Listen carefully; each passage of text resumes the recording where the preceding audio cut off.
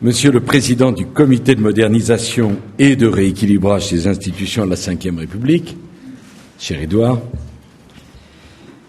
Mesdames et Messieurs, et si vous me le permettez, chers amis, cela fait plus d'un siècle que le scellement des lois, même constitutionnelles, n'est plus une condition de leur validité, pas davantage que de leur entrée en vigueur. Mais l'usage s'est maintenu de sceller nos textes les plus solennels et de leur témoigner ainsi notre attachement particulier. Ce fut le cas pour la Constitution du 4 octobre 1958, qui fut scellée en ces lieux par Michel Debré, il y a tout juste 50 ans. Ce fut le cas des principales lois constitutionnelles qui la modifièrent, mais ce fut le cas aussi, par exemple, de la loi du 9 octobre 1981 portant abolition de la peine de mort. Il est donc naturel que nous nous retrouvions ici ce matin pour procéder au scellement de la loi constitutionnelle du 23 juillet 2008 de modernisation des institutions de la Ve République.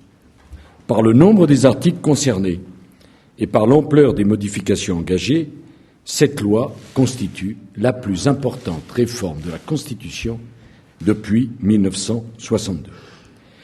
Je veux saisir l'occasion de cette cérémonie pour remercier tous ceux qui se sont investis et mobilisés pour permettre l'adoption de ce texte. Monsieur le Premier ministre Édouard Balladur, en premier lieu, et les membres du comité qu'il a bien voulu présider, au premier rang desquels se trouve Jack Lang, qui a fait preuve de grand courage en la matière et de beaucoup de clairvoyance, et Pierre Mazeaud. Mais ça ne veut pas dire que les autres membres n'ont pas été clairvoyants et courageux.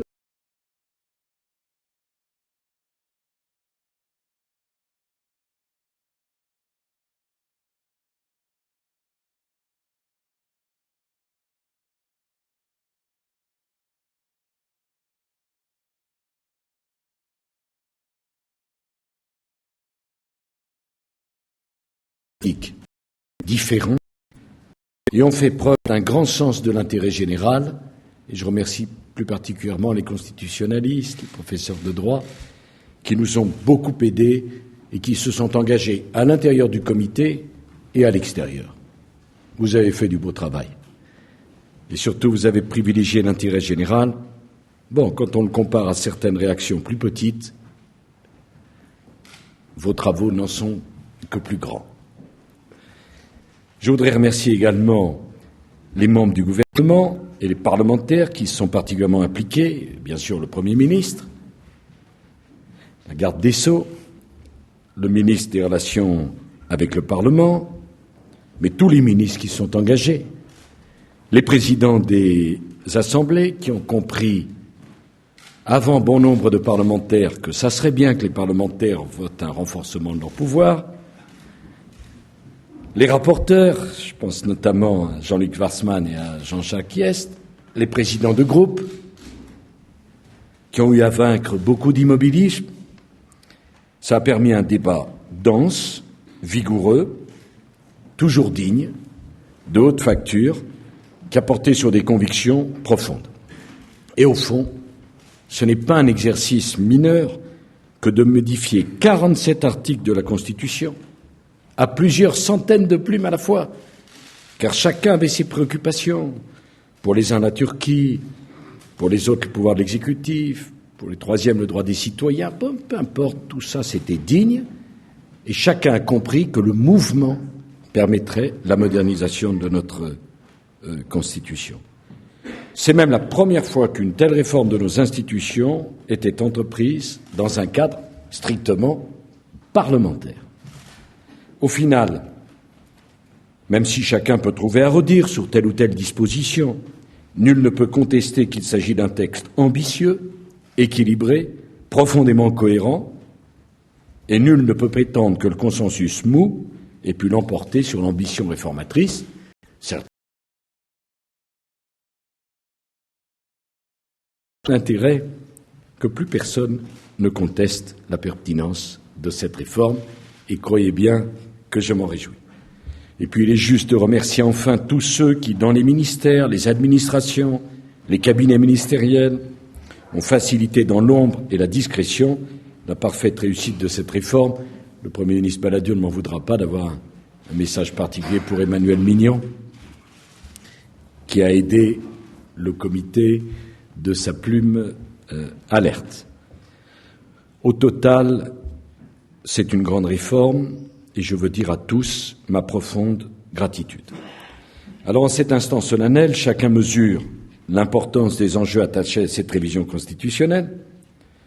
La Constitution de 1958 a apporté à nos institutions une stabilité qui leur faisait cruellement défaut et un exécutif fort, capable d'engager les réformes nécessaires au pays. C'est un bien incomparable auquel la loi du 23 juillet ne porte en rien atteinte.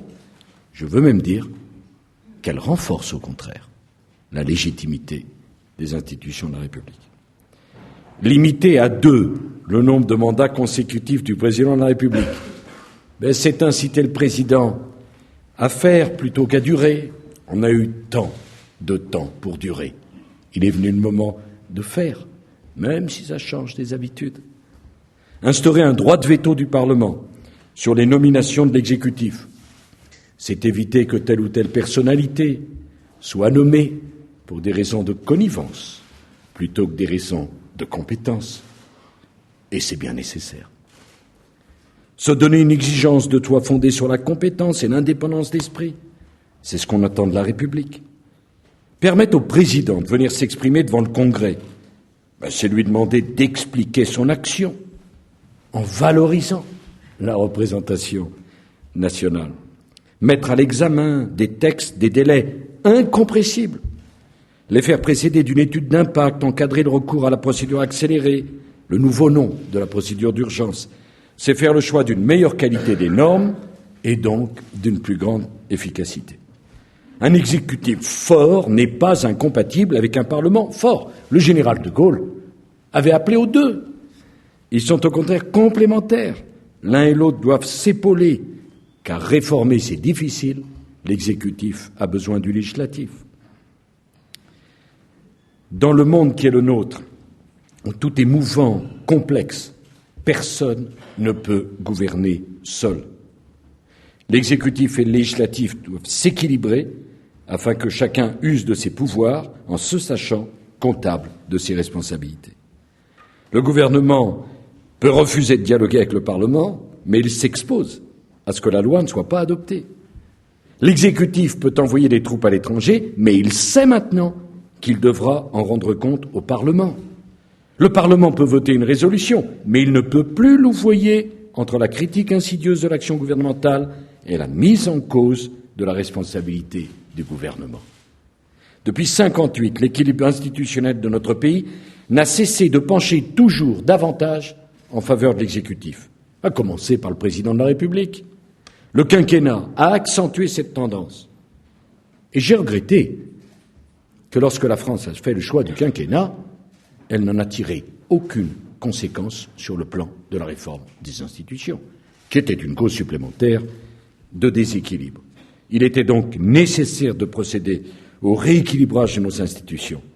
Nous l'avons fait avec le souci constant du juste milieu, sans affaiblir l'exécutif, mais sans tricher avec le Parlement, dont les pouvoirs, Monsieur le Premier ministre, sont considérablement renforcés.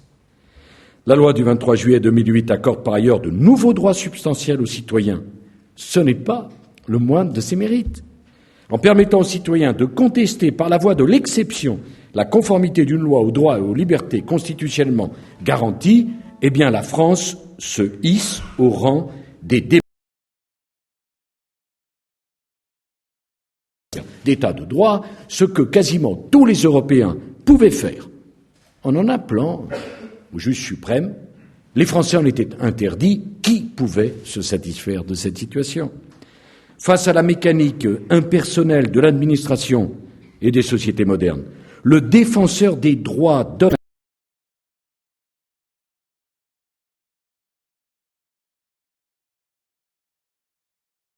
dans une société de plus en plus froide et procédurale, en transformant le Conseil économique et social en Conseil économique, social et environnemental. La loi du 23 juillet met l'écologie au cœur de nos préoccupations. comme le demandent les générations actuelles et comme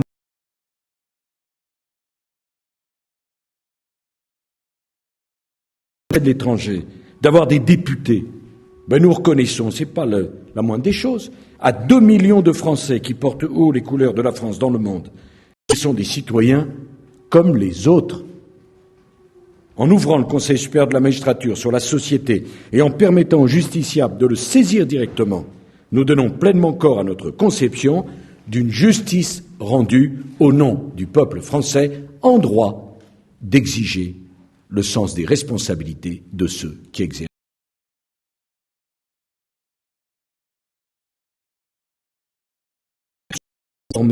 Elle a su se moderniser. Dans un monde où tout change, elle s'est donné les moyens de changer elle aussi, sans rien perdre de ce qui fait sa force et son efficacité au cours du temps. Elle a fait le choix d'institutions plus équilibrées, d'une république exemplaire, d'une démocratie irréprochable. Eh bien, il nous incombe désormais d'élaborer, d'adopter les lois organiques, les lois ordinaires, les règlements des assemblées nécessaires à la mise en œuvre de la réforme. Nous devons le faire maintenant haut les ambitions qui ont présidé à la loi du 23 juillet. Il reviendra ensuite à notre pratique institutionnelle de faire vivre l'esprit de cette révision. J'ajoute qu'avec le Premier ministre, nous avons souhaité appliquer la réforme avant même qu'elle ne soit traduite juridiquement. C'est ce que nous avons fait sur l'engagement des soldats français en Afghanistan, et j'observe avec intérêt que ceux-là même qui étaient les plus opposés à la réforme de la Constitution étaient, en juillet, étaient en septembre les plus ardents à m'en demander l'application.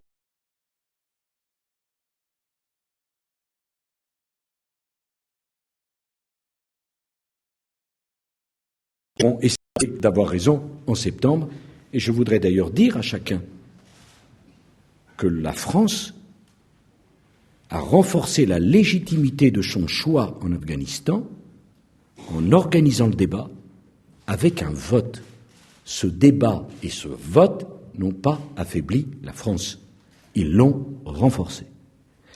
Chacun d'entre nous maintenant aura à cœur certainement de donner sa pleine mesure à chacun des nouveaux droits.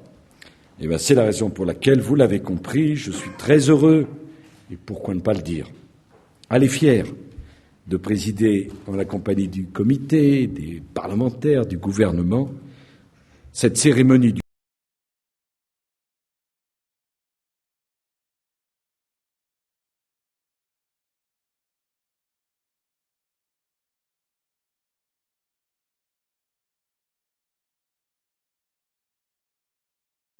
l'action de votre comité et de ce petit nombre qui a bien voulu résister au corporatisme, au conservatisme, aux immobilismes et à tous ceux qui pensent qu'on est fidèle à la France en la gardant immobile, alors que je pense tellement que la France est fidèle à son histoire en allant regarder vers l'avenir et en ne s'encombrant pas trop de tous les immobilismes qui la rendent prisonnière depuis si longtemps. Je vous remercie.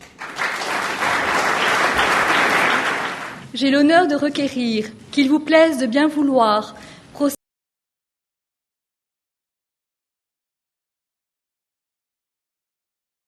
juillet 2008 de modernisation des institutions de la Ve République. Je vous présente l'original de cette loi.